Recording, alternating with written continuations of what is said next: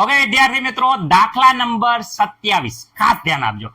વાત કરે છે કોપર સલ્ફેટ, ઓકે, CuS ની દ્રાવ્યતા ગુણાકાર વિદ્યાર્થી મિત્રો આપ્યો છે 6 × 10⁻16 હોય તો CuS કોપર સલ્ફેટની જલીય દ્રાવણમાં મહત્તમ મોલારિટી ગણો.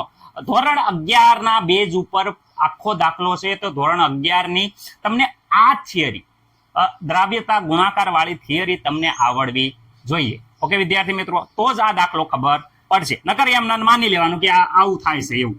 રેડી? ઓકે વિદ્યાર્થી મિત્રો, આશા છે કે તમને એ થિયરી સંપૂર્ણ રીતે આવડે છે. ઓકે, તો અહીંયા દ્રાવ્યતા ગુણાકાર KSP ઇઝ ઇક્વલ ટુ વિદ્યાર્થી મિત્રો દરેકને ખબર છે કે ભાઈ નિપજની સાંદ્રતા Cu, નિપજ આયનની સાંદ્રતા, અહીંયા વિદ્યાર્થી Cu+2 ની સાંદ્રતા ઇન્ટુ S માઇનસ ની સાંદ્રતા.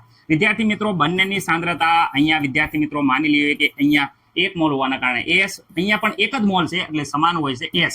ઓકે, અહીંયા વિદ્યાર્થી મિત્રો દ્રાવ્યતા ગુણાકાર આપેલો છે 6 × 10⁻- વિદ્યાર્થી મિત્રો 16. ઓકે, આમાં કોઈને ડાઉટ નહીં. S નો સ્ક્વેર વિદ્યાર્થી મિત્રો આ બાજુ 6 × 10⁻- વિદ્યાર્થી મિત્રો 16. ઓકે, અહીંયા વર્ગમૂળ કાઢી નાખીએ તો અહીંયા વિદ્યાર્થી મિત્રો આનું વર્ગમૂળ 6 × 10⁻16 નું વર્ગમૂળ 2.45 ×